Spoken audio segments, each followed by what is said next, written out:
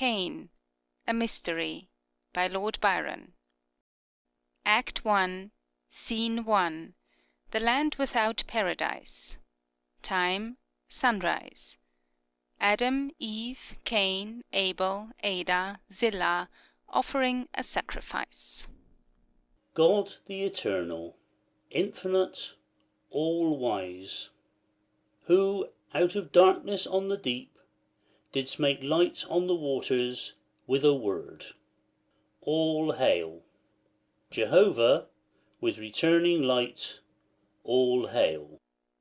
God, who didst name the day, and separate morning from night, till then divided never, who didst divide the wave from wave, and call part of thy work the firmament, all hail.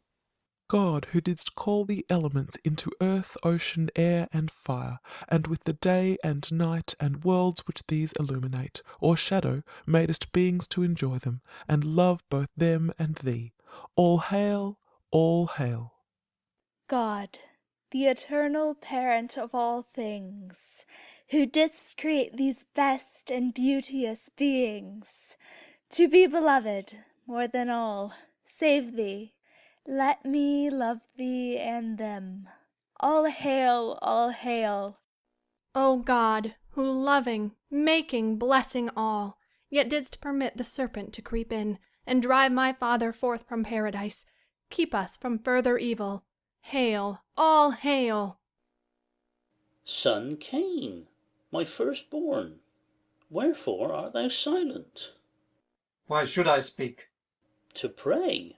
Have ye not prayed? We have most fervently. And loudly, I've heard you. So will God, I trust. Amen.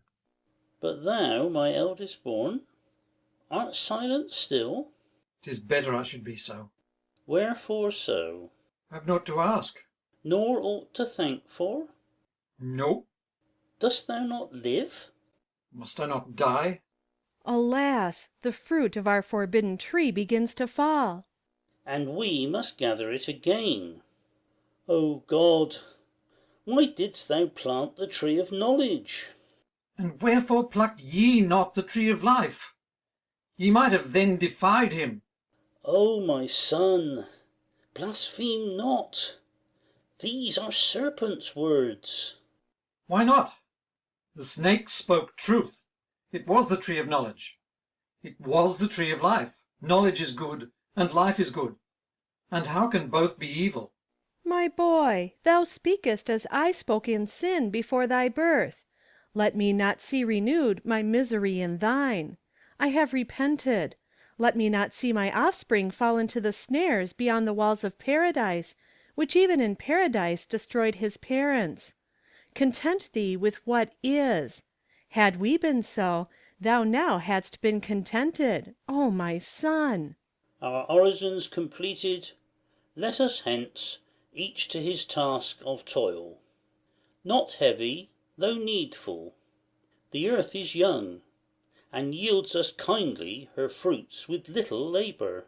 Cain, my son, behold thy father cheerful and resigned, and do as he doth. Exeunt Adam and Eve. Wilt thou not, my brother? Why wilt thou wear this gloom upon thy brow, which can avail thee nothing, save to arouse the eternal anger? My beloved Cain, wilt thou frown even on me? No, Ada, no. I fain would be alone a little while. Abel, I am sick at heart, but it will pass. Precede me, brother, I will follow shortly. And you too, sisters, tarry not behind. Your gentleness must not be harshly met. I'll follow you anon. If not, I will return to seek you here. The peace of God be on your spirit, brother. Exeunt Abel, Zillah, and Ada. Cain, solus. And this is life? Toil. And wherefore should I toil? Because my father could not keep his place in Eden? What had I done in this? I was unborn. I sought not to be born, nor love the state to which that birth has brought me. Why did he yield to the serpent and the woman? Or yielding, why suffer? What was there in this? The tree was planted, and why not for him?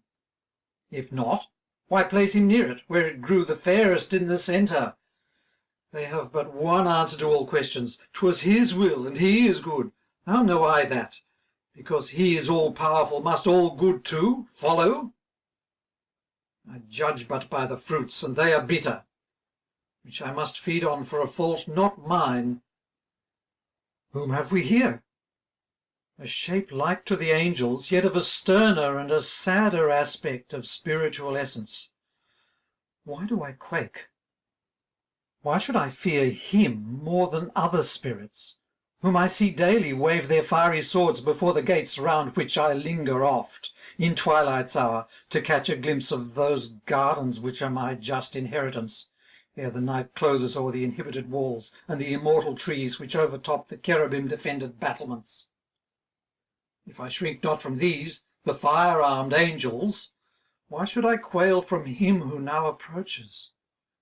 Yet he seems mightier far than them, nor less beauteous, and yet not all as beautiful as he hath been, and might be. Sorrow seems half of his immortality. And is it so? And can aught grieve save humanity? He cometh. Enter Lucifer. Mortal, Spirit, who art thou? master of spirits, And being so, canst thou leave them and walk with dust? I know the thoughts of dust, and feel for it, and with you. How? You know my thoughts? They are the thoughts of all worthy of thought. 'Tis your immortal part which speaks within you. What immortal part? This has not been revealed. The tree of life was withheld from us by my father's folly, while that of knowledge by my mother's haste was plucked too soon. And all the fruit is death. They have deceived thee. Thou shalt live. I live, but live to die, and living see no thing to make death hateful, save an innate clinging, a loathsome and yet all-invincible instinct of life, which I abhor, as I despise myself, yet cannot overcome. And so I live. Would I had never lived.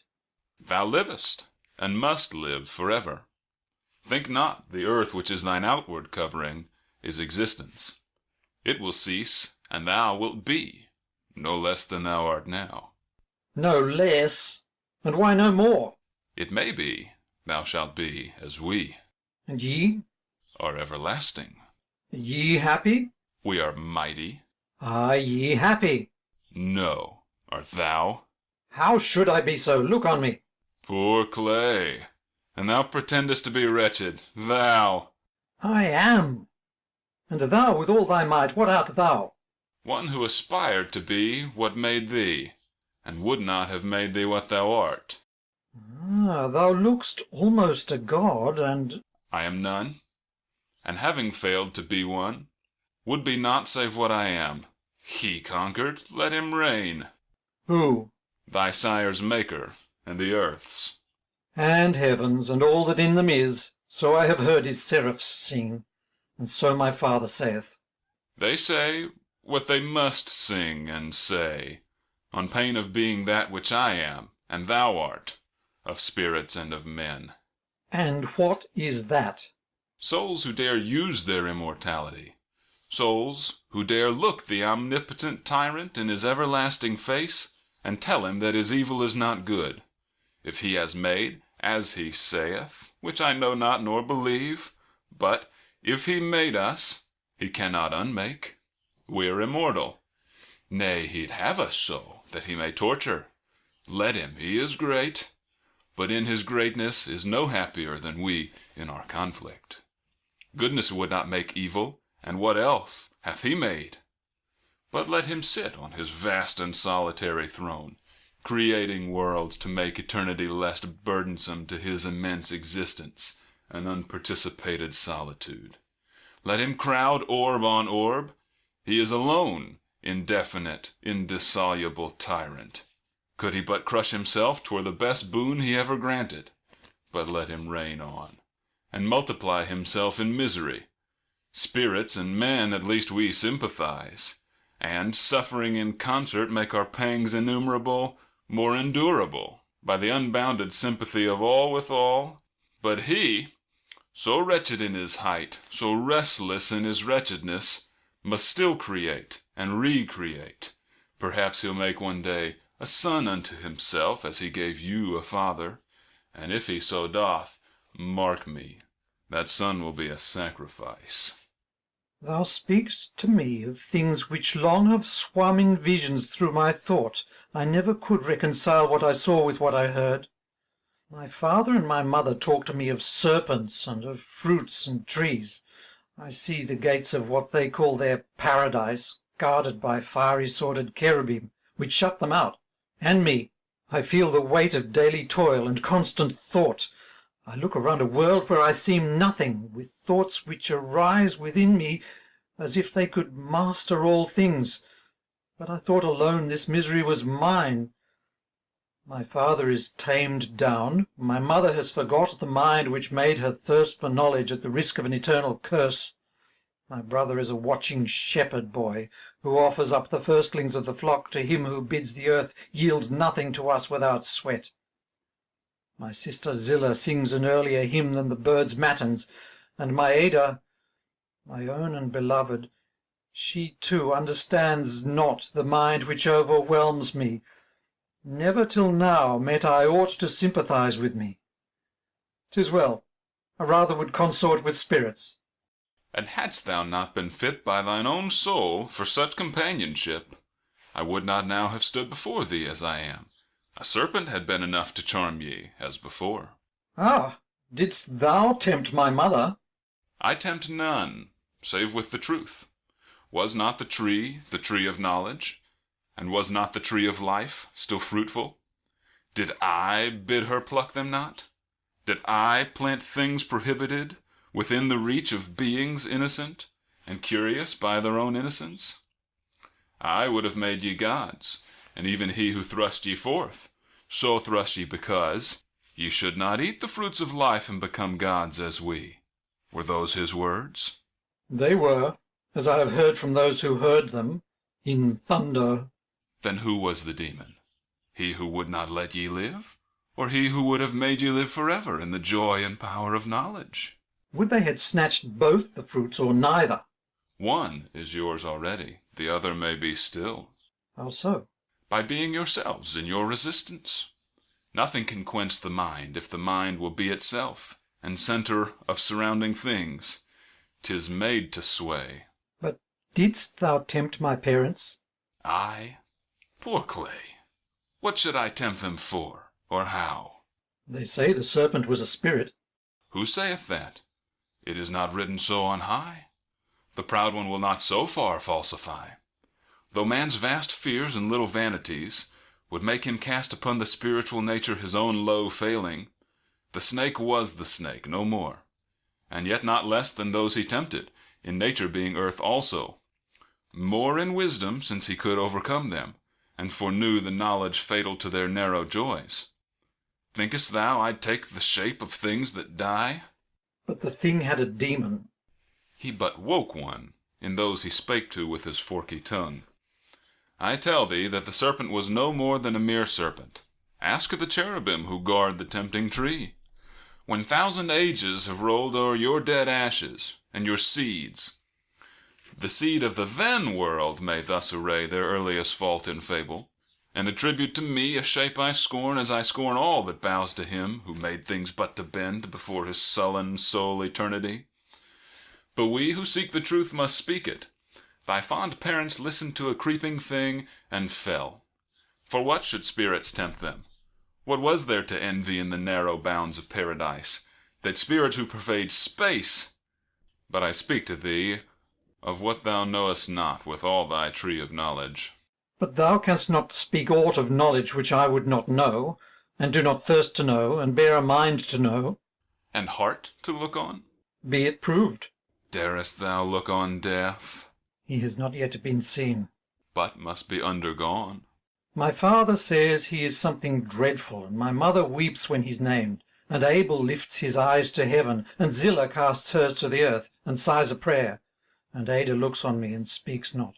And thou? Thoughts unspeakable crowd in my breast to burning when I hear of this almighty death, who is, it seems, inevitable. Could I wrestle with him?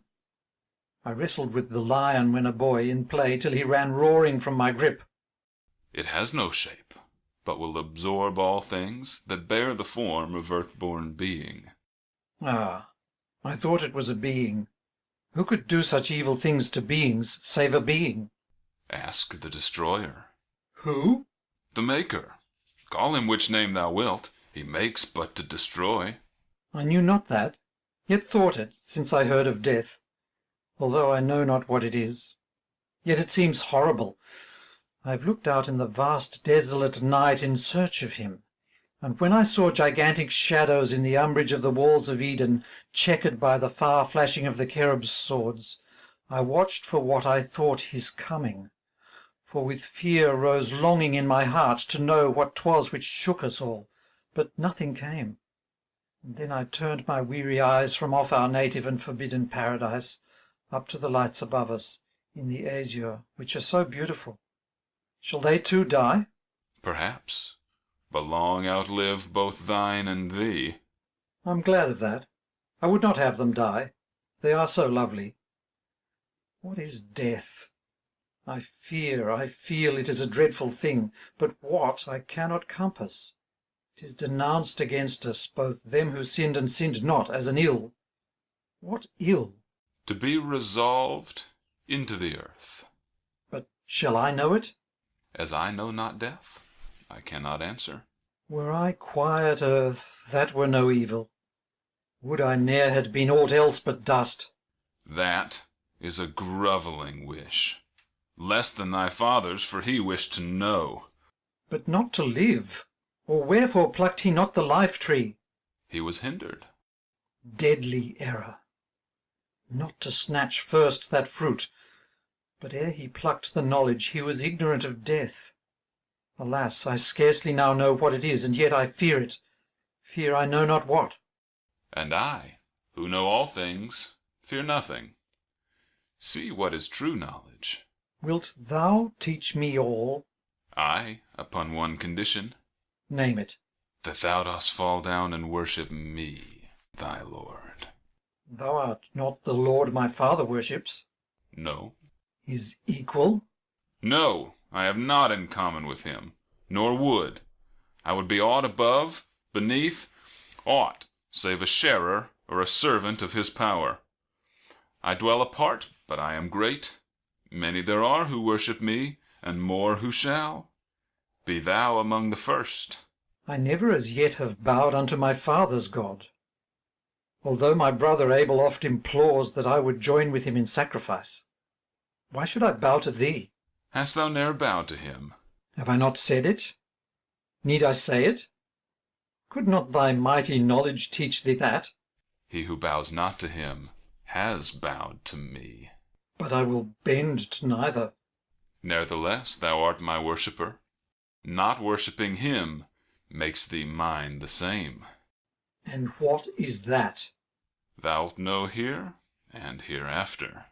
Let me but be taught the mystery of my being. Follow where I will lead thee. But I must retire to till the earth, for I had promised— What? To cull some first fruits. Why? To offer up with Abel on an altar. Saidst thou not that thou never hadst been to him who made thee?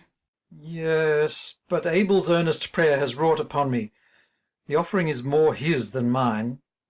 And Ada— Why dost thou hesitate? She is my sister, born on the same day, of the same womb. And she wrung from me with tears this promise, and rather than see her weep, I would methinks bear all, and worship aught. Then follow me. I will. Enter Ada. My brother, I have come for thee. It is our hour of rest and joy, and we have less without thee. Thou hast laboured not this morn, but I have done thy task. The fruits are ripe and glowing as the light which ripens. Come away. Seest thou not? I see an angel. We have seen many. Will he share our hour of rest? He is welcome. But he is not like the angels we have seen. Are there then others? But he is welcome as they were. They deign to be our guests. Will he? Cain to Lucifer. Wilt thou? I ask thee to be mine. I must away with him. And leave us? I, And me? beloved Ada. Let me go with thee. No, she must not. Who art thou that steppest between heart and heart? He is a god. How knowest thou? He speaks like a god. So did the serpent, and it lied. Thou errest, Ada. Was not the tree that of knowledge? Aye, to our eternal sorrow. And yet that grief is knowledge, so he lied not. And if he did betray you, 'twas the truth, and truth in its own essence cannot be but good. But all we know of it has gathered evil on will.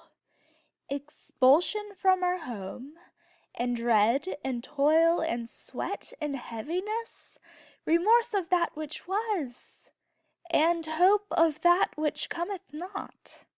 Cain, walk not with this spirit. Bear with what we have borne, and love me. I love thee. More than thy mother and thy sire? I do. Is that a sin too? No, not yet. It one day will be in your children. What? Must not my daughter love her brother Enoch? Not as thou lovest Cain. Oh my God! Shall they not love and bring forth things that love out of their love? Have they not drawn their milk out of this bosom? Was not he their father, born of the same soul womb, in the same hour with me? Did we not love each other? And in multiplying our being, multiply things which will love each other as we love them? And as I love thee, my Cain, go not forth with the Spirit. He is not of ours. The sin I speak of is not of my making, and cannot be a sin in you, whate'er it may seem, in those who will replace ye in mortality. What is the sin which is not sin in itself? Can circumstance make sin or virtue?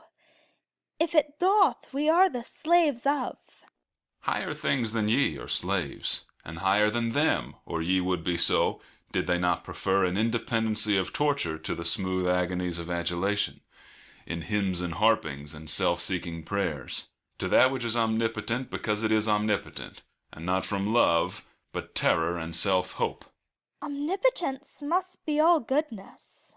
Was it so in Eden? Fiend, tempt me not with beauty. Thou art fairer than was the serpent, and as false. As true. Ask Eve your mother, bears she not the knowledge of good and evil? O my mother, thou hast plucked a fruit more fatal to thine offspring than to thyself. Thou at the least hast passed thy youth in paradise, in innocent and happy intercourse with happy spirits.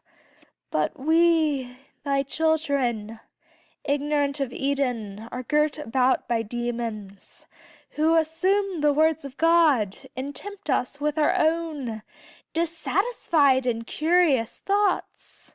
As thou wert worked on by the snake in thy most flushed and heedless, harmless wantonness of bliss, I cannot answer this immortal thing which stands before me.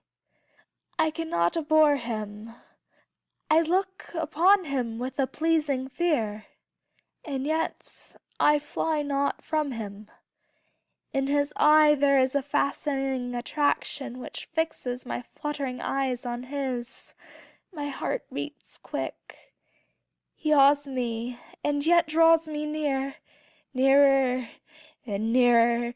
Cain, Cain, save me from him. What dreads my Ada?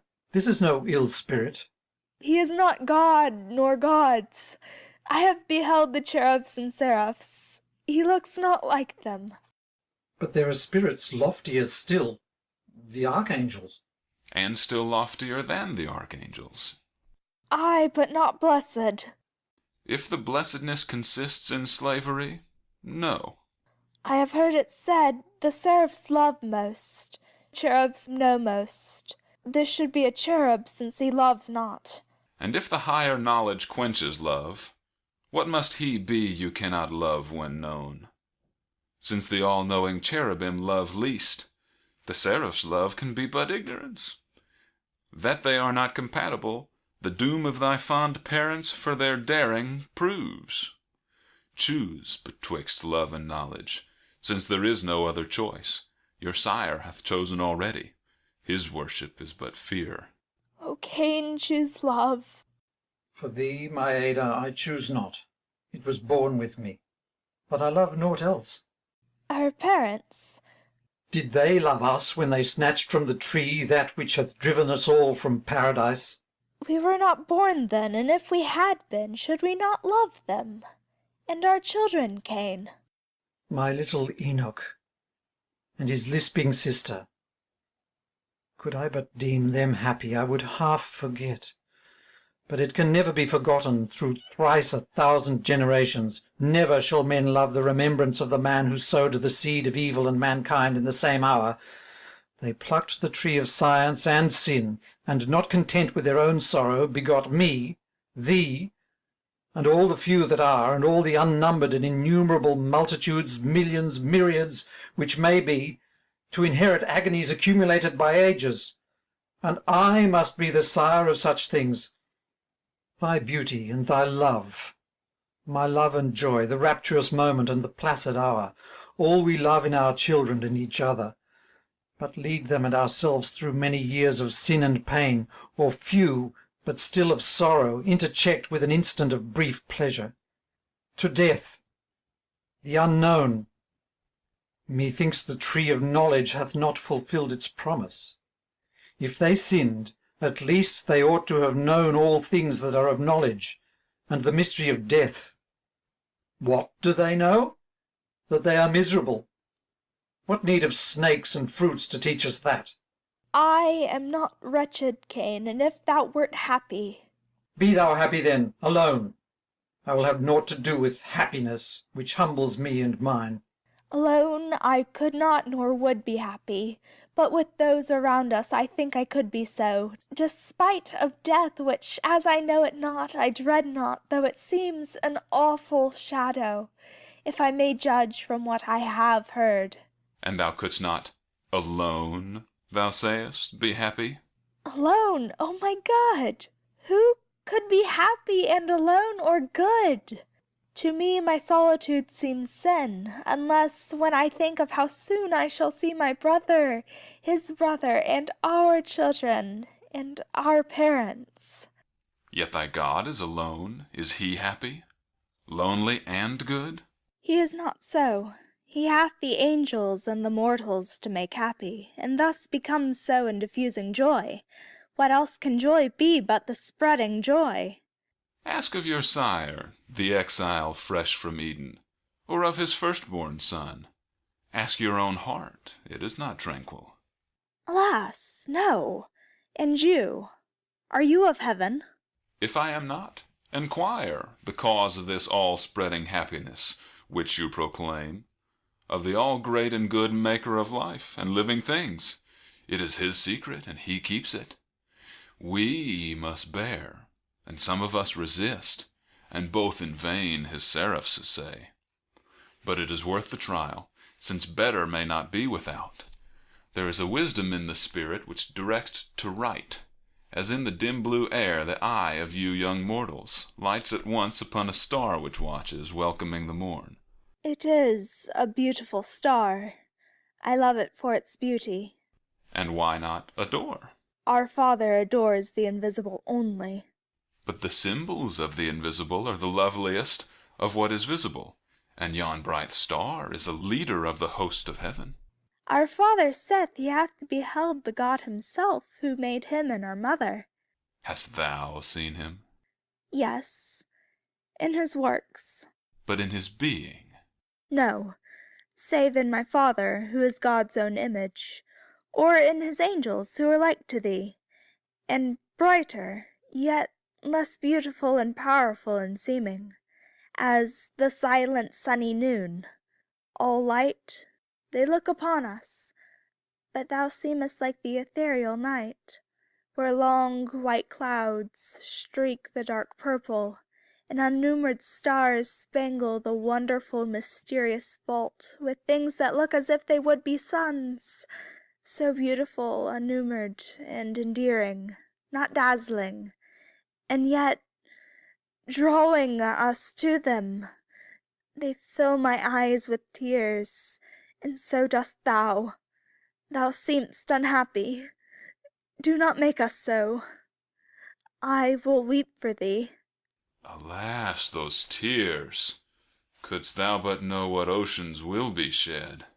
By me? By all. What all? The million millions, the myriad myriads, the all-peopled earth, the unpeopled earth, and the o'er-peopled hell, of which thy bosom is the germ. O Cain, the spirit curseth us. Let him say on. Him will I follow. Whither? To a place whence he shall come back to thee in an hour. But in that hour see things of many days. How can that be? Did not your Maker make out of old worlds this new one in few days? And cannot I, who aided in this work, show in an hour what he hath made in many, or hath destroyed in few? Lead on. Will he in sooth return within an hour? He shall. With us, acts are exempt from time, and we can crowd eternity into an hour, or stretch an hour into eternity. We breathe not by mortal measurement, but that's a mystery. Cain, come on with me. Will he return? Aye, woman, he alone of mortals from that place, the first and last who shall return save one, shall come back to thee, to make that silent and expectant world as populous as this. At present there are few inhabitants. Where dwellest thou? Throughout all space. Where should I dwell? Where are thy God or gods? There am I. All things are divided with me. Life and death, and time, eternity, and heaven and earth, and that which is not heaven nor earth, but peopled with those who once peopled or shall people both. These are my realms, so that I do divide his, and possess a kingdom which is not his. If I were not that which I have said, could I stand here? His angels are within your vision. So they were when the fair serpent spoke with our mother first. Cain, thou hast heard. If thou dost long for knowledge, I can satiate that thirst, nor ask thee to partake of fruits which shall deprive thee of a single good the conqueror has left thee. Follow me. Spirit, I have said it. Exeunt Lucifer and Cain. Ada follows exclaiming, Cain, my brother, Cain. End of Act 1. Act 2, Scene 1. The Abyss of Space.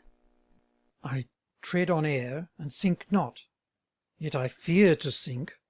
Have faith in me, and thou shalt be borne on the air, of which I am the prince. Can I do so without impiety? Believe and sink not, doubt and perish. Thus would run the edict of the other god, who names me demon to his angels. They echo the sound to miserable things, which knowing not beyond their shallow senses, worship the word which strikes their ear, and deem evil or good what is proclaimed to them in their abasement. I will have none such. Worship or worship not, thou shalt behold the worlds beyond thy little world, nor be immersed for doubts beyond thy little life with torture of my dooming. There will come an hour when, tossed upon some water drops, a man shall say to a man, Believe in me and walk the waters, and the man shall walk the billows and be safe.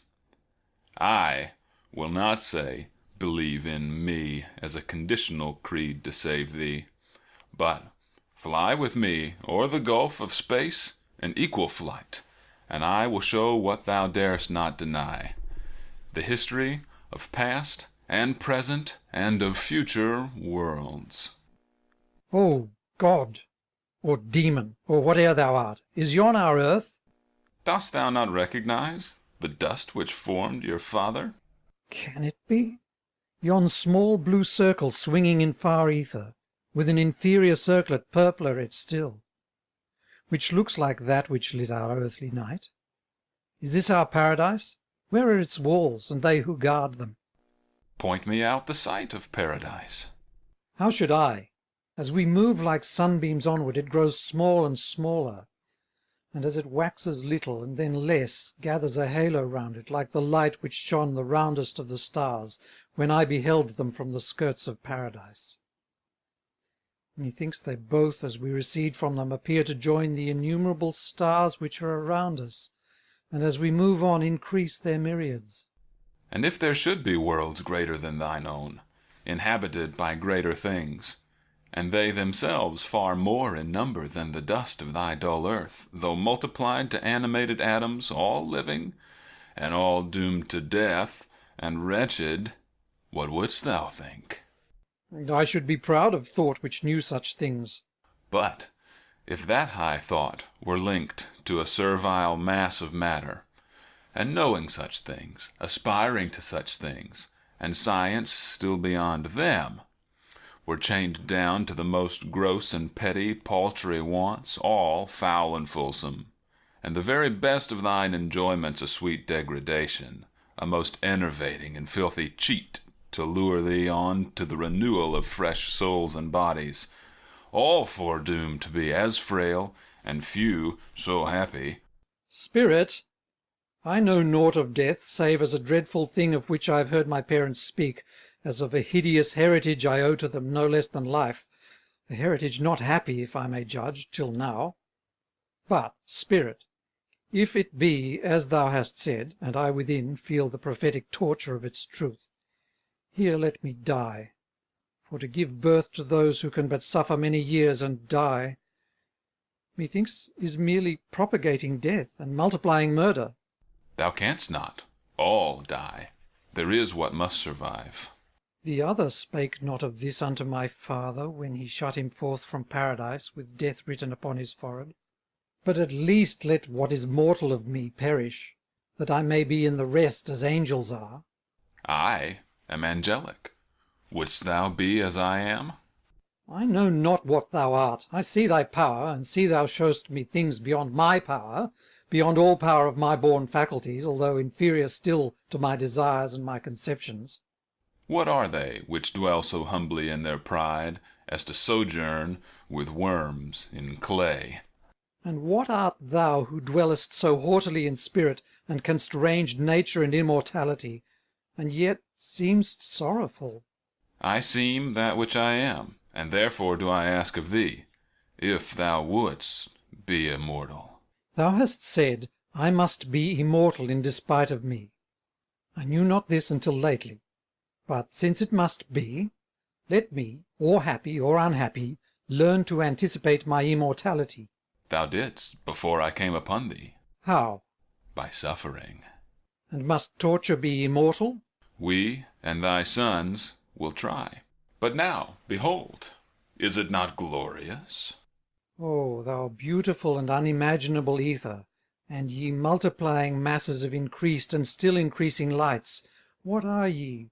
What is this blue wilderness of interminable air, where ye roll along, as I have seen the leaves along the limpid streams of Eden? Is your course measured for ye, or do ye sweep on in your unbounded revelry through an aerial universe of endless expansion, at which my soul aches to think, intoxicated with eternity? O God, O gods, or whatsoe'er ye are, how beautiful ye are! How beautiful your works, or accidents, or whatsoe'er they may be! Let me die as atoms die, if that they die, or know ye in your might and knowledge. My thoughts are not in this hour unworthy what I see, though my dust is. Spirit, let me expire, or see them nearer. Art thou not nearer? Look back to thine earth. Where is it? I see nothing save a mass of most innumerable lights. Look there. I cannot see it. Yet it sparkles still. That, yonder. Yea. And wilt thou tell me so? Why, I have seen the fireflies and fireworms sprinkle the dusky groves and the green banks in the dim twilight, brighter than yon world which bears them. Thou hast seen both worms and worlds, each bright and sparkling. What dost think of them? That they are beautiful in their own sphere, and that the night which makes both beautiful, the little shining firefly in its flight and the immortal star in its great course, must both be guided. But by whom or what? Show me. Darest thou behold? How know I what I dare behold? As yet thou hast shown naught I dare not gaze on further. On then with me. Wouldst thou behold things mortal or immortal? Why, what are things? Both, partly. But what doth sit next thy heart? The things I see. But what sate nearest it? The things I have not seen, nor ever shall. The mysteries of death. What, if I show to thee things which have died, as I have shown thee much which cannot die? Do so. Away then, on our mighty wings. Oh, how we cleave the blue, the stars fade from us, the earth. Where is my earth? Let me look on it, for I was made of it. 'Tis now beyond thee, less in the universe than thou in it. Yet deem not that thou canst escape it. Thou shalt soon return to earth and all its dust. 'Tis part of thy eternity and mine. Where dost thou lead me? To what was before thee, the phantasm of the world, of which thy world is but the wreck. What, is it not then new? No more than life is, and that was, ere thou or I were, or the things which seem to us greater than either. But many things will have no end, and some, which would pretend to have had no beginning, have had one as mean as thou, and mightier things have been extinct, to make way for much meaner than we can surmise. For moments only, and the space have been and must be all unchangeable. But changes make not death, except to clay. But thou art clay, and canst but comprehend that which was clay, and such thou shalt behold. Clay, spirit, what thou wilt, I can survey. Away then. But the lights fade from me fast, and some till now grew larger as we approached, and wore the look of worlds. And such they are. And Edens in them? It may be. And men? Yea, or things higher. Aye, and serpents too? Wouldst thou have men without them? Must no reptiles breathe save the erect ones? How the lights recede! Where fly we? To the world of phantoms, which are beings past, and shadows still to come. But it grows dark and dark. The stars are gone. And yet thou seest. 'Tis a fearful light. No sun, no moon, no lights innumerable. The very blue of the empurpled night fades to a dreary twilight. Yet I see huge dusky masses, but unlike the worlds we were approaching, which begirt with light seemed full of life, even when their atmosphere of light gave way, and showed them taking shapes unequal, of deep valleys and vast mountains, and some emitting sparks, and some displaying enormous liquid plains, and some begirt with luminous belts and floating moons, which took, like them, the features of fair earth. Instead, all here seems dark and dreadful. But distinct. Thou seekest to behold death and dead things. I seek it not. But as I know there are such, and that my sire's sin makes him and me, and all that we inherit, liable to such, I would behold at once what I must one day see perforce. Behold. 'Tis darkness. And so it shall be ever, but we will unfold its gates. Enormous vapours roll apart. What's this? Enter. Can I return? Return. Be sure, how else could death be peopled? Its present realm is thin to what it will be through thee and thine. The clouds still open wide and wider, and make widening circles round us. Advance. And thou? Fear not. Without me thou couldst not have gone beyond thy world. On! On! They disappear through the clouds. Scene 2. Hades. Enter Lucifer and Cain. How silent and how vast are these dim worlds! For they seem more than one, and yet more peopled than the huge, brilliant, luminous orbs which swung so thickly in the upper air, that I had deemed them rather the bright populace of some all unimaginable heaven, than things to be inhabited themselves, but that on drawing near them I beheld their swelling into palpable immensity of matter, which seemed made for life to dwell on, rather than life itself. But here all is so shadowy and so full of twilight that it speaks of a day past. It is the realm of death. Wouldst have it present? Till I know that which it really is, I cannot answer. But if it be as I've heard my father deal out in his long homilies, 'tis a thing, O God, I dare not think on't. Cursed be he who invented life that leads to death, or the dull mass of life that, being life, could not retain but needs must forfeit it, even for the innocent. Dost thou curse thy father? Cursed he not me in giving me my birth? Cursed he not me before my birth in daring to pluck the fruit forbidden? Thou sayest well. The curse is mutual twixt thy sire and thee. But for thy sons and brother? Let them share it with me, their sire and brother. What else is bequeathed to me? I leave them my inheritance. O ye interminable gloomy realms of swimming shadows and enormous shapes, some fully shown, some indistinct, and all mighty and melancholy. What are ye? Live ye, or have ye lived? Somewhat of both. Then what is death? What? Hath not he who made ye said, 'tis another life? Till now he hath said nothing, save that all shall die. Perhaps he one day will unfold that further secret. Happy the day! Yes, happy, when unfolded, through agonies unspeakable and clogged with agonies eternal, to innumerable yet unborn myriads of unconscious atoms, all to be animated for this only. What are these mighty phantoms which I see floating around me?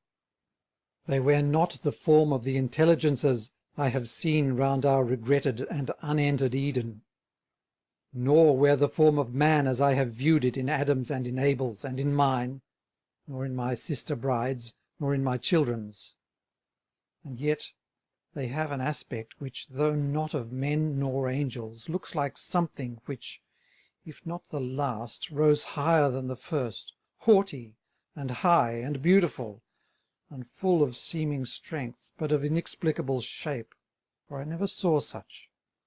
They bear not the wing of seraph, nor the face of man, nor form of mightiest brute, nor aught that is now breathing, mighty yet and beautiful as the most beautiful and mighty which live, and yet so unlike them that I scarce can call them living.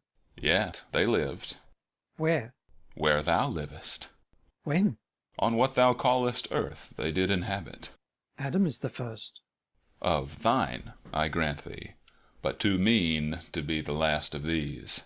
And what are they? That which thou shalt be. But what were they?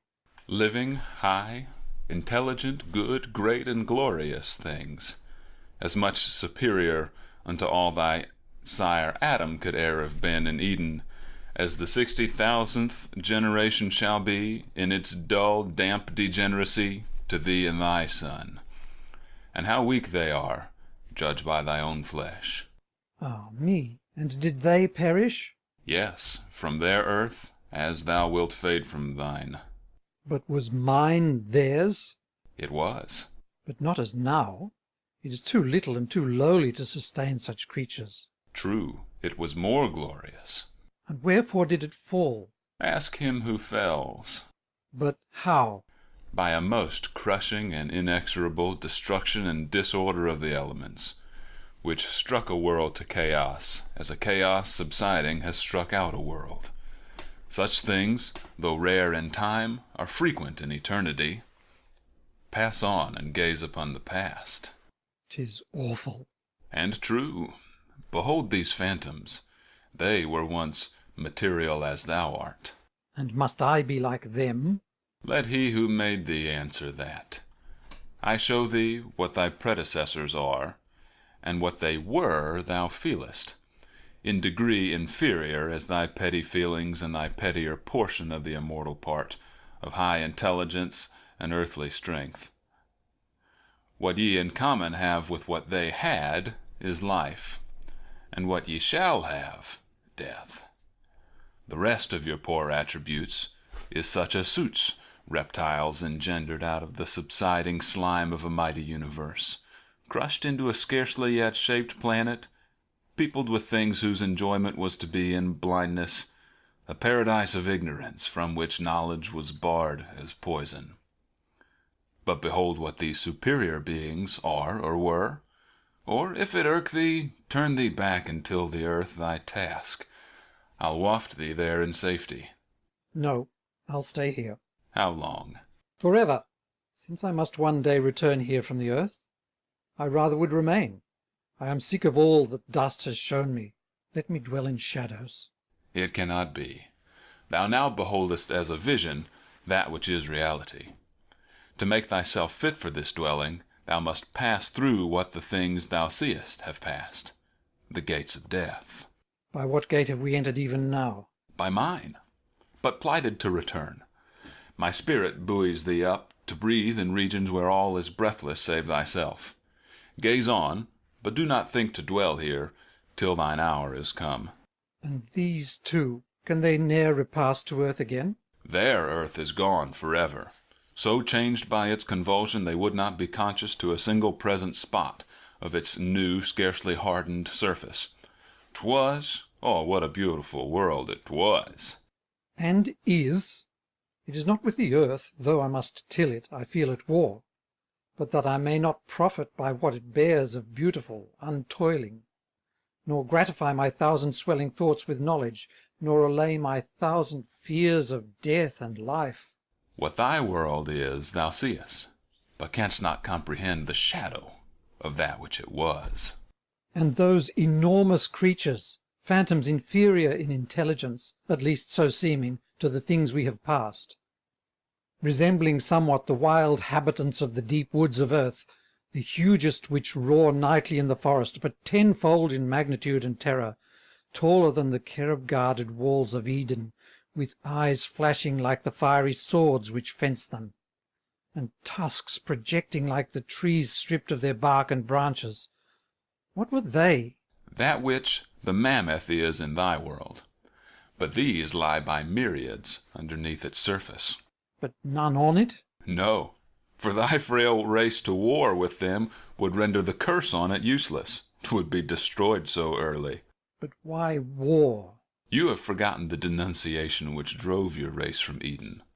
War with all things, and death to all things, and disease to most things, and pangs and bitterness. These were the fruits of the forbidden tree. But animals, did they too eat of it, that they must die? Your Maker told ye, they were made for you, as you for him. You would not have their doom superior to your own. Had not Adam fallen, all had stood. Alas, the hopeless wretches! They too must share my sire's fate, like his sons, like them too, without having shared the apple, like them too, without the so dear-bought knowledge. It was a lying tree, for we know nothing. At least it promised knowledge at the price of death, but knowledge still. But what knows man? It may be death leads to the highest knowledge, and being of all things the sole thing certain, at least leads to the surest science. Therefore the tree was true, though deadly. These dim realms, I see them, but I know them not. Because thy hour is yet afar, and matter cannot comprehend spirit wholly. But 'tis something to know there are such realms. We knew already that there was death. But not what was beyond it. Nor know I now. Thou knowest that there is a state, and many states beyond thine own, and this thou knewest not this morn. But all seems dim and shadowy. Be content, it will seem clearer to thine immortality. And yon immeasurable liquid space of glorious azure which floats on beyond us, which looks like water, and which I would deem the river which flows out of paradise past my own dwelling, but that it is bankless and boundless, and of an ethereal hue. What is it? There is still some such on earth, although inferior, and thy children shall dwell near it. 'Tis the phantasm of an ocean. 'Tis like another world, a liquid sun, and those inordinate creatures sporting o'er its shining surface Are its inhabitants, the past leviathans. and yon immense serpent, which rears his dripping mane and vasty head 10 times higher than the haughtiest cedar, forth from the abyss, looking as he could coil himself around the orbs we lately looked on. Is he not of the kind which basked beneath the tree in Eden? Eve, thy mother, best can tell what shape of serpent tempted her. This seems too terrible. No doubt the other had more of beauty. Hast thou ne'er beheld him? Many of the same kind, at least so called, but never that precisely which persuaded the fatal fruit, nor even of the same aspect. Your father saw him not? No, 'twas my mother who tempted him. She tempted by the serpent. Good man, whene'er thy wife, or thy sons' wives, tempt thee or them to aught that's new or strange, be sure thou seest first who hath tempted them. Thy precept comes too late. There is no more for serpents to tempt woman to. But there are still some things which woman may tempt man to, and man tempt woman. Let thy sons look to it.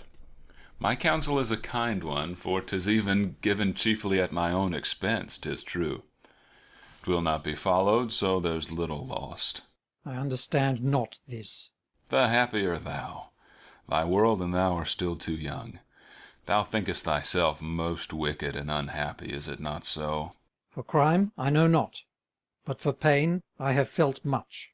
Firstborn of the first man, thy present state of sin, and thou art evil of sorrow, and thou sufferest, are both Eden in all its innocence compared to what thou shortly mayest be, and that state again in its redoubled wretchedness, a paradise to what thy sons' sons', accumulating in generation like to dust, which they in fact but add to, shall endure and do. Now let us back to earth. And wherefore didst thou lead me here only to inform me this? Was not thy quest for knowledge? Yes, as being the road to happiness. If truth be so, thou hast it. Then my father's God did well when he prohibited the fatal tree. But had done better in not planting it. But ignorance of evil doth not save from evil. It must still roll on the same, a part of all things. Not of all things. No, I'll not believe it, for I thirst for good. And who and what doth not? Who covets evil for its own bitter sake? None, nothing. 'Tis the leaven of all life and lifelessness. Within those glorious orbs which we behold, distant and dazzling and innumerable, ere we came down into this phantom realm, ill cannot come. They are too beautiful. Thou hast seen them from afar. And what of that? Distance can but diminish glory. They, when nearer, must be more ineffable. Approach the things of earth most beautiful, and judge their beauty near. I have done this. The loveliest thing I know is loveliest nearest. Then there must be delusion. What is that, which being nearest to thine eyes is still more beautiful than beauteous things remote? My sister Ada, all the stars of heaven, the deep blue noon of night, lit by an orb which looks a spirit or a spirit's world, the hues of twilight, the sun's gorgeous coming, his setting indescribable, which fills my eyes with pleasant tears as I behold him sink, and feel my heart float softly with him along that western paradise of clouds. The forest shade, the green bough, the bird's voice, the vesper birds, which seems to sing of love and mingles with the song of cherubim as the day closes over Eden's walls. All these are nothing to my eyes and heart, like Ada's face. I turn from earth and heaven to gaze on it. 'Tis fair as frail mortality, in the first dawn and bloom of young creation, and earliest embraces of earth's parents can make its offspring. Still it is delusion. You think so, being not her brother. Mortal, my brotherhood's with those who have no children. Then thou canst have no fellowship with us. It may be that thine own shall be for me. But If thou dost possess a beautiful being, beyond all beauty in thine eyes, why art thou wretched? Why do I exist? Why art thou wretched? Why are all things so? Even he who made us must be, as the maker of things, unhappy.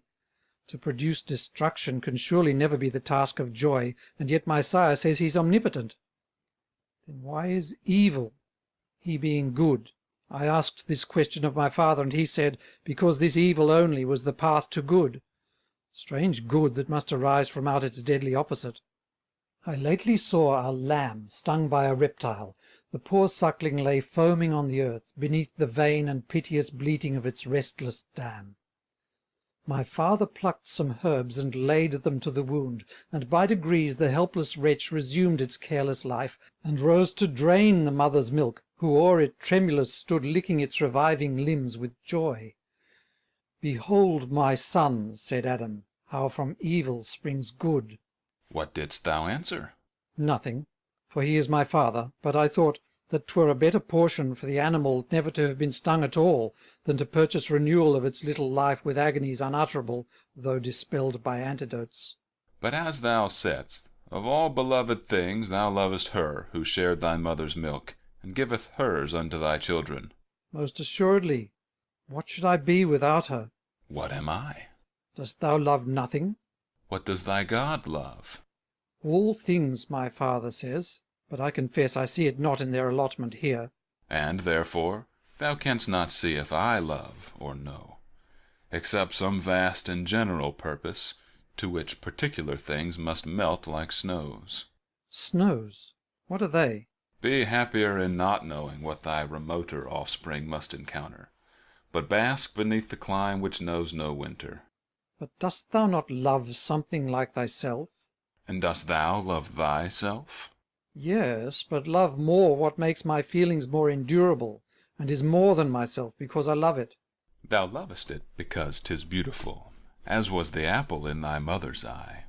And when it ceases to be so, thy love will cease like any other appetite. Cease to be beautiful? How can that be? With time.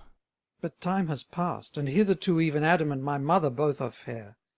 Not fair like Ada and the seraphim, but very fair. All that must pass away in them and her. I'm sorry for it, but cannot conceive my love for her the less. When her beauty disappears, methinks he who creates all beauty will lose more than me in seeing perish such a work. I pity thee who lovest what must perish. And I thee who lovest nothing. And thy brother, sits he not near thy heart? Why should he not? Thy father loves him well, so does thy God. And so do I. 'Tis well and meekly done. Meekly? He is the second born of flesh, and is his mother's favourite. Let him keep her favour, since the serpent was the first to win it. And his father's? What is that to me? Should I not love that which all love? And the Jehovah, the indulgent Lord, and bounteous planter of barred paradise, he too looks smilingly on Abel. I ne'er saw him, and I know not if he smiles. But you have seen his angels? Rarely. But sufficiently to see they love your brother. His sacrifices are acceptable. So be they. Wherefore speak to me of this? Because thou hast thought of this ere now. And if I have thought, why recall a thought that... He pauses as agitated. Spirit, here we are in thy world. Speak not of mine. Thou hast shown me wonders. Thou hast shown me those mighty pre-Adamites who walked the earth, of which ours is the wreck. Thou hast pointed out myriads of starry worlds, of which our own is the dim and remote companion in infinity of life. Thou hast shown me shadows of that existence with the dreaded name which my sire brought us, death. Thou hast shown me much, but not all. Show me where Jehovah dwells in his especial paradise, or thine. Where is it? Here, and o'er all space. But ye have some allotted dwelling, as all things. Clay has its earth, and other worlds their tenants. All temporary breathing creatures their peculiar element, and things which have long ceased to breathe our breath have theirs, thou sayest. And the Jehovah and thyself have thine. Ye do not dwell together, No, we reign together, but our dwellings are asunder. Would there were only one of ye! Perchance an unity of purpose might make union in elements which now seem jarred in storms. How came ye, being spirits wise and infinite, to separate? Are ye not as brethren in your essence, and your nature, and your glory? Art thou not Abel's brother? We are brethren, and so we shall remain. But were it not so, is spirit like to flesh? Can it fall out, infinity with immortality? Jarring and turning space to misery, for what? To reign. Did ye not tell me that ye are both eternal? Yea. And what I have seen, yon blue immensity, is boundless? Aye. And cannot ye both reign, then? Is there not enough? Why should ye differ? We both reign. But one of you makes evil. Which? Thou! For if thou canst do man good, why dost thou not? And why not he who made? I made ye not. Ye are his creatures, not mine. Then leave us his creatures, as thou sayest we are, or show me thy dwelling, or his dwelling. I could show thee both, but the time will come, thou shalt see one of them for evermore. And why not now? Thy human mind hath scarcely grasped to gather the little I have shown thee into calm and clear thought. And thou wouldst go on aspiring to the great double mysteries, the two principles, and gaze upon them on their secret thrones? Dust! Limit thy ambition, for to see either one of these would be for thee to perish. And let me perish, so I see them. There, the son of her who snatched the apple spake. But thou wouldst only perish and not see them. The sight is for the other state. Of death? That is the prelude. Then I dread it less, now that I know it leads to something definite. And now I will convey thee to thy world, where thou shalt multiply the race of Adam, eat, drink, toil, tremble, laugh, weep, sleep, and die. And to what end have I beheld these things which thou hast shown me? Didst thou not require knowledge? And have I not, in what I showed, taught thee to know thyself? Alas, I seem nothing. And this should be the human sum of knowledge, to know mortal nature's nothingness. Bequeath that science to thy children, and 'twill spare them many tortures. Haughty spirit! Thou speak'st it proudly, but thyself, though proud, hast a superior. No! By heaven which he holds, and the abyss, and the immensity of worlds, and life which I hold with him, no! I have a victor true, but no superior. Homage he has from all, but none from me. I battle it against him as I battled in highest heaven, through all eternity, and the unfathomable gulfs of Hades, and the interminable realms of space, and the infinity of endless ages. All will I dispute. And world by world, and star by star, and universe by universe, shall tremble in the balance, till the great conflict shall cease, if ever it shall cease, which ne'er it shall, till he or I be quenched. And what can quench our immortality, or mutual and irrevocable hate? He, as a conqueror, will call the conquered evil, but what will be the good he gives? Were I the victor, his works would be deemed the only evil ones. And you, ye new and scarce born mortals, what have been his gifts to you already in your little world? But few, and some of those but bitter. Back with me, then, to thine earth, and try the rest of his celestial boons to you and yours. Evil and good are things in their own essence, and not made good or evil by the giver. But if he gives you good, so call him. If evil springs from him, do not name it mine, till ye know better its true fount. And judge not by words, though of spirits, but the fruits of your existence, such as it must be. One good gift has the fatal apple given, your reason. Let it not be overswayed by tyrannous threats to force you into faith, 'gainst all external sense and inward feeling. Think and endure, and form an inner world in your own bosom where the outward fails. So shall you nearer be the spiritual nature, and war triumphant with your own. They disappear. End of Act 2. Act 3, Scene 1. The earth near Eden, as in Act 1. Enter Cain and Ada. Hush! Tread softly, Cain. I will, but wherefore? Our little Enoch sleeps upon yon bed of leaves, beneath the cypress. Cypress. 'Tis a gloomy tree, which looks as if it mourned o'er what it shadows. Wherefore didst thou choose it for our child's canopy? Because its branches shut out the sun like night, and therefore seemed fitting to shadow slumber. Ay, the last, and longest. But no matter, lead me to him. They go up to the child. How lovely he appears, his little cheeks in their pure incarnation vying with the rose-leaves strewn beneath them. His lips, too, how beautifully parted. No, you shall not kiss him, at least not now. He will awake soon.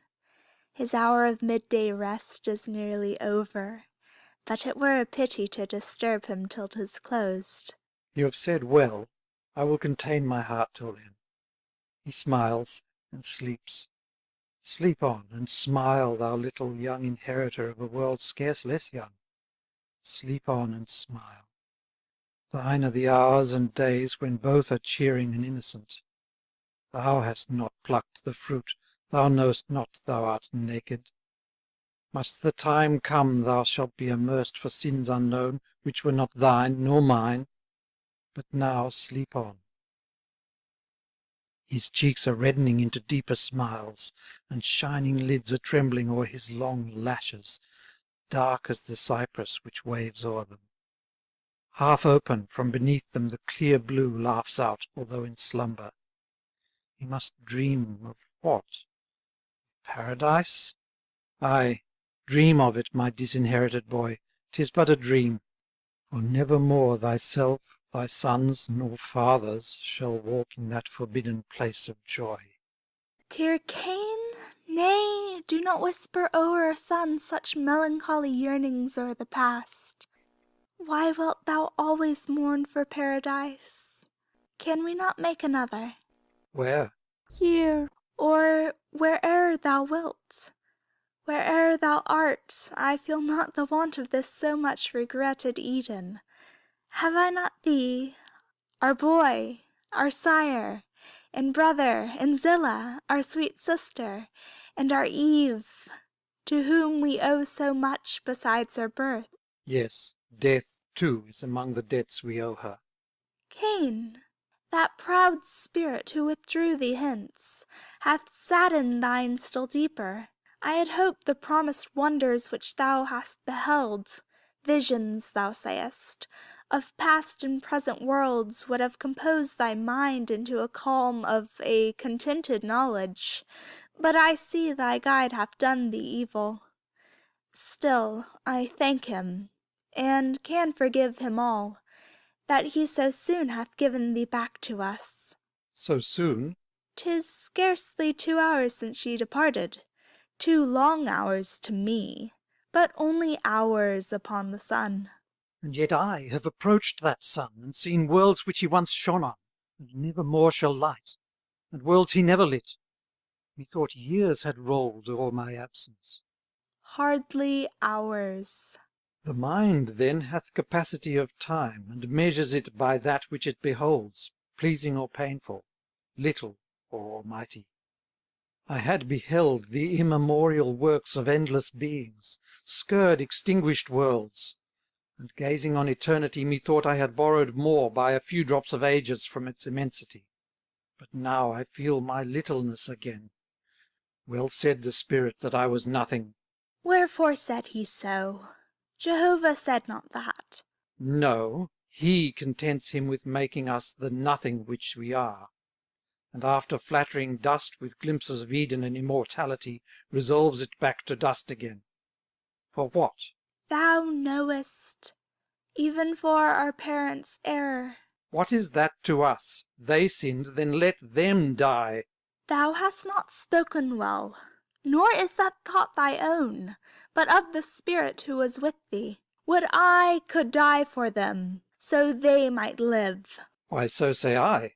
provided that one victim might satiate the insatiable of life, and that our little rosy sleeper there might never taste of death nor human sorrow, nor hand it down to those who spring from him.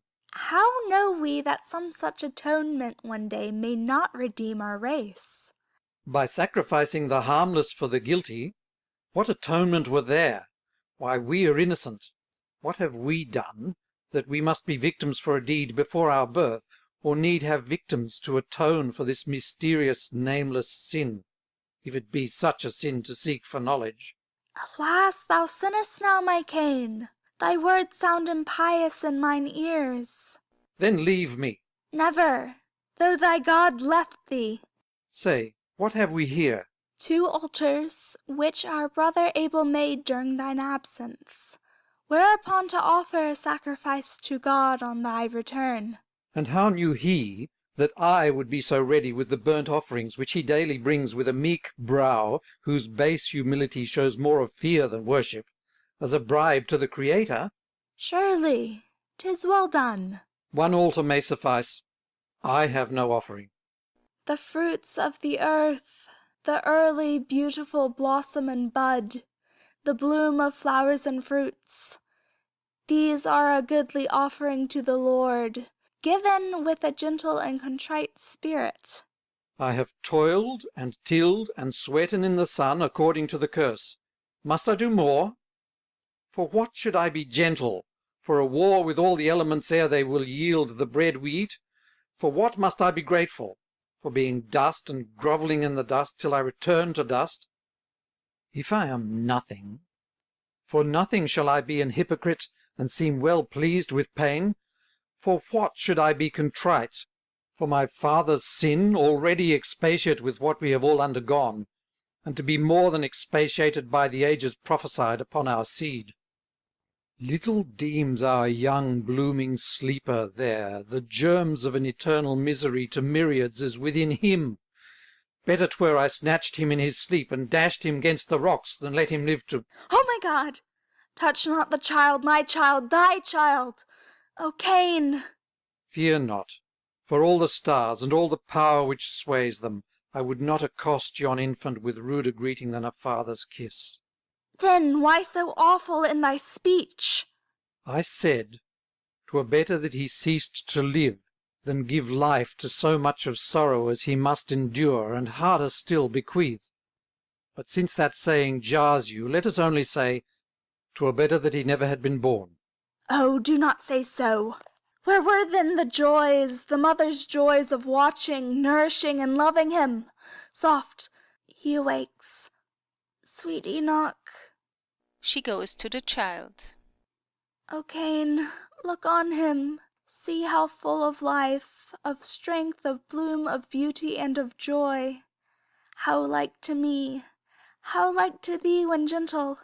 For then we are all alike. It's not so, Cain. Mother and sire and son, our features are reflected in each other as they are in the clear waters. When they are gentle, when thou art gentle, love us, then, my Cain. Love thyself for our sakes, for we love thee. Look, how he laughs and stretches out his arms, and opens wide his blue eyes upon thine, to hail his father, which his little form flutters as winged with joy. Talk not of pain. The childless cherubs might well envy thee the pleasures of a parent. Bless him, Cain. As yet he hath no words to thank thee, but his heart will, and thine own too. Bless thee, boy, if that a mortal blessing may avail thee to save thee from the serpent's curse. It shall. Surely a father's blessing may avert a reptile's subtlety. Of that I doubt, but bless him nevertheless. Our brother comes. Thy brother Abel. Enter Abel. Welcome, Cain, my brother. The peace of God be on thee. Abel, hail. Our sister tells me that thou hadst been wandering in high communion with a spirit far beyond our wonted range. Was he of those we have seen and spoken with, like to our father? No. Why then commune with him? He may be a foe to the Most High. And friend to man. Has the Most High been so, if so you term him? Term him? Your words are strange today, my brother. My sister Ada, leave us for a while. We mean to sacrifice. Farewell, my Cain. But first, embrace thy son. May his soft spirit and Abel's pious ministry recall thee to peace and holiness. Exit Ada with her child. Where hast thou been? I know not. Nor what thou hast seen? The dead, the immortal, the unbounded, the omnipotent, the overpowering mysteries of space, the innumerable worlds that were and are, a whirlwind of such overwhelming things, suns, moons, and earths, upon their loud-voiced spheres singing in thunder round me, as have made me unfit for mortal converse. Leave me, Abel. Thine eyes are flashing with unnatural light, thy cheek is flushed with an unnatural hue, thy words are fraught with an unnatural sound. What may this mean? It means, I pray thee, leave me. Not till we have prayed and sacrificed together. Abel, I pray thee, sacrifice alone. Jehovah loves thee well.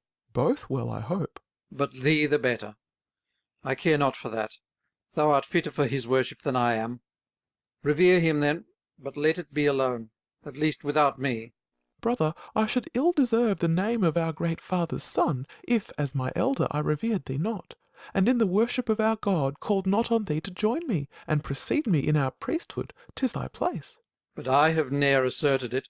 The more my grief, I pray thee to do so now. Thy soul seems labouring in some strong delusion. It will calm thee. No, nothing can calm me more.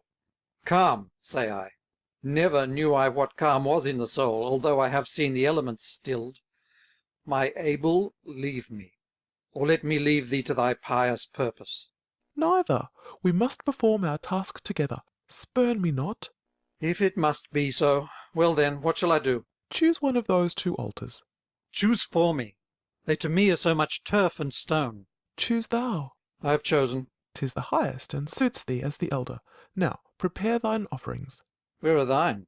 Behold them here, the firstlings of the flock and fat thereof, a shepherd's humble offering.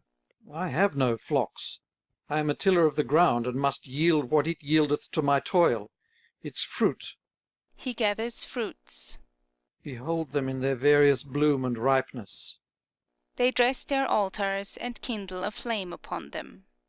My brother, as the elder, offer first thy prayer and thanksgiving with sacrifice. No, I am new to this. Lead thou the way, and I will follow, as I may. Abel, kneeling.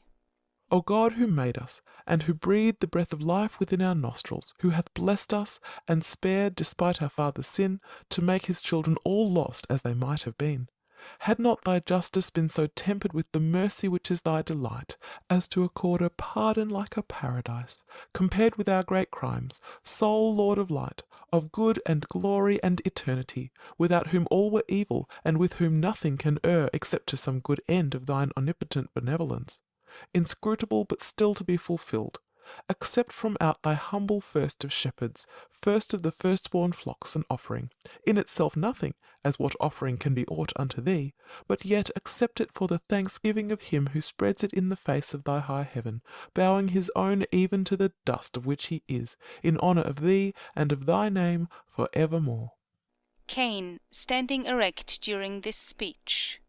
Spirit, whate'er or whosoe'er thou art, omnipotent it may be, and if good, shown in the exemption of thy deeds from evil, Jehovah upon earth, and God in heaven, and it may be with other names, because thine attributes seem many, as thy works. If thou must be propitiated with prayers, take them. If thou must be induced with altars, and softened with a sacrifice, receive them. 2 beings here erect them unto thee. If thou lovest blood, the shepherd's shrine, which smokes on my right hand, hath shed it for thy service in the first of his flock, whose limbs now reek in sanguinary incense to thy skies. Or if the sweet and blooming fruits of earth, and milder seasons, which the unstained turf I spread them on now offers in the face of the broad sun which ripened them, may seem good to thee, inasmuch as they have not suffered in limb or life, and rather form a sample of thy works than supplication to look on ours. If a shrine without victim and altar without gore may win thy favour, look on it.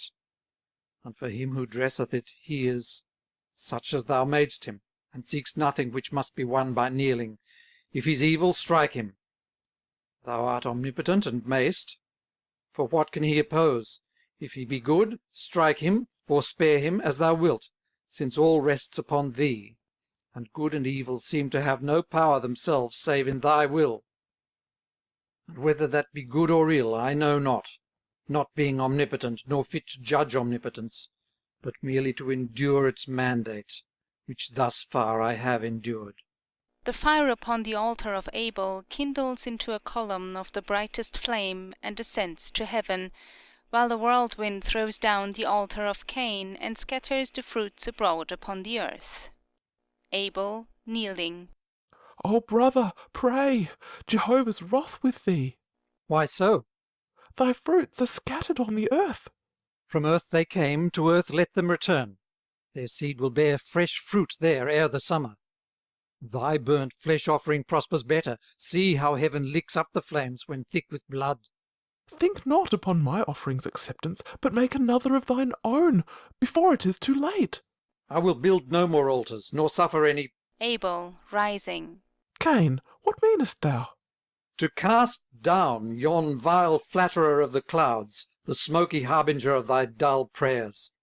Thine altar with its blood of lambs and kids which fed on milk, to be destroyed in blood. Abel, opposing him. Thou shalt not. Add not impious works to impious words. Let that altar stand. 'Tis hallowed now by the immortal pleasure of Jehovah in his acceptance of the victims. His pleasure! What was his high pleasure in the fumes of scorching flesh and smoking blood, to the pain of the bleating mothers which still yearn for their dead offspring, or the pangs of the sad ignorant victims underneath thy pious knife? Give way, this bloody record shall not stand in the sun to shame creation. Brother, give back. Thou shalt not touch my altar with violence. If that thou wilt adopt it to try another sacrifice, 'tis thine. Another sacrifice? Give way, or else that sacrifice may be— What meanest thou? Give way. Thy God loves blood, then look to it. Give way, ere he hath more. In his great name, I stand between thee and the shrine which hath had his acceptance. If thou lov'st thyself, stand back till I have strewed this turf along its native soil, else— Abel, opposing him. I love God far more than life. Cain, striking him with a brand on the temples, which he snatches from the altar. Then take thy life unto thy God, since he loves lives. Abel falls. Oh, what hast thou done, my brother? Brother! O God, receive thy servant, and forgive his slayer, for he knew not what he did. Cain, give me thy hand, and tell poor Zillah.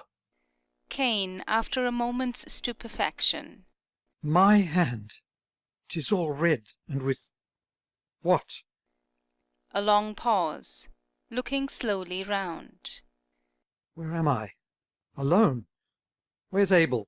Where Cain? Can it be that I am he? My brother, awake! Why liest thou so long on the green earth? 'Tis not the hour of slumber. Why so pale? What hast thou? Thou wert full of life this morn. Abel, I pray thee, mock me not. I smote too fiercely, but not fatally. Oh, why wouldst thou oppose me? This is mockery, and only done to daunt me. 'Twas a blow, and but a blow. Stir, stir, nay, only stir. Why, so, that's well. Thou breathest. Breathe upon me. O God, O God! Abel, very faintly. What's he who speaks of God? Thy murderer. Then may God forgive him. Cain, comfort poor Zillah. She has but one brother now. Abel dies. And I none. Who makes me brotherless?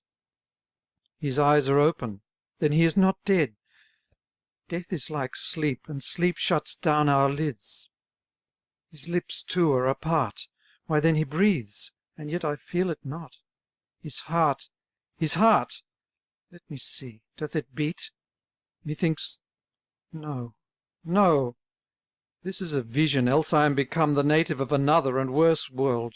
The earth swims round me. What is this? 'Tis wet. Puts his hand to his brow, and then looks at it. Yet there are no dews. 'Tis blood. My blood. My brother's and my own, and shed by me. Then what have I further to do with life, since I have taken life from my own flesh? But he cannot be dead. Is silence death? No, he will wake. Then let me watch by him. Life cannot be so slight as to be quenched thus quickly. He has spoken to me since. What shall I say to him? My brother? No, he will not answer to that name, for brethren smite not each other. Yet, speak to me. Oh, for a word more of that gentle voice, that I may bear to hear my own again. Enter Zillah. I heard a heavy sound. What can it be? 'Tis Cain, and watching by my husband. What dost thou there, brother? Doth he sleep? O heaven, what means this paleness, and yon stream? No, no, it is not blood, for who would shed his blood? Abel, what's this? Who hath done this? He moves not, he breathes not, and his hands drop down from mine with stony lifelessness. Ah, cruel Cain, why camest thou not in time to save him from this violence? Whatever hath assailed him, thou wert the stronger, and shouldst have stepped in between him and aggression. Father, Eve, Ada, come hither, death is in the world.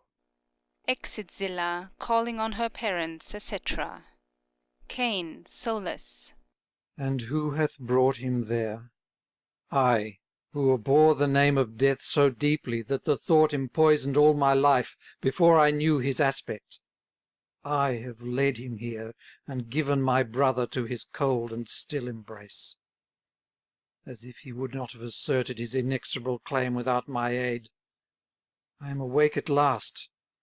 A dreary dream hath maddened me, but he shall ne'er awake. Enter Adam, Eve, Ada, and Zillah. A voice of woe from Zillah brings me here. What do I see? 'Tis true. My son, my son! To Eve. Woman, behold the serpent's work, and thine. Oh, speak not of it now. The serpent's fangs are in my heart. My best beloved Abel. Jehovah, this is punishment beyond a mother's sin, to take him from me. Who or what hath done this deed? Speak, Cain, since thou wert present. Was it some more hostile angel who walks not with Jehovah? Or some wild brute of the forest? Ah, a livid light breaks through, as from a thundercloud. Yon brand, massy and bloody, snatched from off the altar, and black with smoke, and red with— Speak, my son, speak, and assure us, wretched as we are, that we are not more miserable still. Speak, Cain, and say it was not thou. It was. I see it now. He hangs his guilty head, and covers his ferocious eye with hands incarnadine. Mother, thou dost him wrong. Cain, clear thee from this horrible accusal, which grief wrings from our parent. Hear, Jehovah, may the eternal serpent's curse be on him, for he was fitter for his seed than ours. May all his days be desolate. May— Hold! Curse him not, mother, for he is thy son. Curse him not, mother, for he is my brother, and my betrothed. He hath left thee no brother, Zillah no husband, me no son, for thus I curse him from my sight for evermore. All bonds I break between us, as he broke that of his nature in yon— death, death, why dost thou not take me, who first incurred thee? Why dost thou not so now? Eve, let not this thy natural grief lead to impiety? A heavy doom was long forspoken to us, and now that it begins, let it be born in such a sort that may show our God that we are faithful servants to his holy will. Eve, pointing to Cain. His will! The will of yon incarnate spirit of death, whom I have brought upon the earth to strew it with the dead. May all the curses of life be on him, and his agonies drive him forth o'er the wilderness, like us from Eden, till his children do by him as he did by his brother. May the swords and wings of fiery cherubim pursue him by day and night. Snakes spring up in his path. Earth's fruits be ashes in his mouth. The leaves on which he lays his head to sleep be strewed with scorpions. May his dreams be of his victim, his waking a continual dread of death. May the clear rivers turn to blood as he stoops down to stain them with his raging lip. May every element shun or change to him. May he live in the pangs which others die with. And death itself wax something worse than death to him who first acquainted him with man. Hence fratricide. Henceforth that word is Cain, through all the coming myriads of mankind, who shall abhor thee, though thou wert their sire.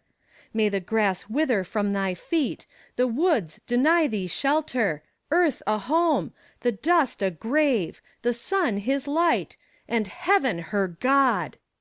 Exit Eve. Cain, get thee forth. We dwell no more together. Depart, and leave the dead to me. I am henceforth alone. We never must meet more. Oh, part not with him thus, my father. Do not add thy deep curse to Eve's upon his head. I curse him not. His spirit be his curse. Come, Zillah. I must watch my husband's course. We will return again, when he is gone, who hath provided for us this dread office. Come, Zillah. Yet one kiss on yon pale clay, and those lips once so warm. My heart, my heart! Exeunt Adam and Zillah, weeping. Cain, thou hast heard. We must go forth. I am ready. So shall our children be. I will bear Enoch, and you his sister. Ere the sun declines, let us depart, nor walk the wilderness under the cloud of night. Nay, speak to me, thine own. Leave me. Why? All have left thee. And wherefore lingerest thou? Dost thou not fear to dwell with one who hath done this? I fear nothing except to leave thee, much as I shrink from the deed which leaves thee brotherless. I must not speak of this. It is between thee and the great God. A voice from within exclaims, Cain! Cain! Hearest thou voice? Cain! Cain! It soundeth like an angel's tone. Enter the angel of the Lord. Where is thy brother Abel? Am I then my brother's keeper? Cain, what hast thou done? The voice of thy slain brother's blood cries out even from the ground unto the Lord. Now art thou cursed from the earth, which opened late her mouth to drink thy brother's blood from thy rash hand. Henceforth, when thou shalt till the ground, it shall not yield thee her strength. A fugitive shalt thou be from this day, a vagabond on earth. This punishment is more than he can bear. Behold, thou drivest him from the face of earth, and from the face of God he shall be hid. A fugitive and vagabond on earth, 'twill come to pass that whoso findeth him shall slay him. Would they could, but who are they shall slay me? Where are these on the lone earth as yet unpeopled? Thou hast slain thy brother, and who shall warrant thee against thy son? Angel of light, be merciful, nor say that this poor aching breast now nourishes a murderer in my boy and of his father. Then he would but be what his father is. Did not the milk of Eve give nutriment to him thou now seest so besmeared with blood? The fratricide might well engender parricides. But it shall not be so. The Lord, thy God and mine, commandeth me to set his seal on Cain, so that he may go forth in safety. Who slayeth Cain, a sevenfold vengeance shall be taken on his head. Come hither. What wouldst thou with me? To mark upon thy brow exemption from such deeds as thou hast done. No, let me die. It must not be. The angel sets the mark on Cain's brow. It burns my brow, but naught to that which is within it. Is there more? Let me meet it as I may.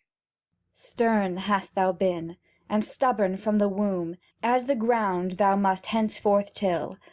But he thou slewest was gentle as the flocks he tended. After the fall too soon was I begotten. Ere yet my mother's mind subsided from the serpent, and my sire still mourned for Eden. That which I am, I am. I did not seek for life, nor did I make myself. But could I with my own death redeem him from the dust? And why not so? Let him return today, and I lie ghastly. So shall be restored by God the life to him he loved, and taken from me a being I ne'er loved to bear. Who shall heal murder? What is done is done. Go forth, fulfill thy days, and be thy deeds unlike the last. The angel disappears. He's gone. Let us go forth. I hear our little Enoch cry within our bower. Oh, little knows he what he weeps for. And I who have shed blood cannot shed tears. But the 4 rivers would not cleanse my soul. Think'st thou my boy will bear to look on me? If I thought that he would not, I would. Cain, interrupting her. No, no more of threats. We have had too many of them. Go to our children. I will follow thee. I will not leave thee lonely with the dead. Let us depart together. Oh, thou dead and everlasting witness, whose unsinking blood darkens earth and heaven. What thou now art I know not, but if thou seest what I am, I think thou wilt forgive him whom his God can ne'er forgive, nor his own soul. Farewell. I must not, dare not touch what I have made thee. I who sprung from the same womb with thee, drained the same breast, clasped thee often to my own, in fondness brotherly and boyish. I can never meet thee more, nor even dare to do that for thee which thou shouldst have done for me. Compose thy limbs into their grave, the first grave yet dug for mortality. But who hath dug that grave? O earth, for all the fruits thou hast rendered to me, I give thee back this. Now for the wilderness. Ada stoops down and kisses the body of Abel. A dreary and early doom, my brother, has been thy lot. Of all who mourn for thee, I alone must not weep. My office is henceforth to dry up tears, and not to shed them. But yet of all who mourn, none mourn like me, not only for thyself, but him who slew thee. Now, Cain, I will divide thy burden with thee. Eastward from Eden we will take our way. 'Tis the most desolate, and suits my steps. Lead. Thou shalt be my guide, and may our God be thine. Now let us carry forth our children. And he who lieth there was childless. I have dried the fountain of a gentle race, which might have graced his recent marriage couch, and might have tempered this stern blood of mine, uniting with our children Abel's offspring. O Abel! Peace be with him. But with me. Exeunt. End of Act 3. End of Cain, a Mystery, by Lord Byron.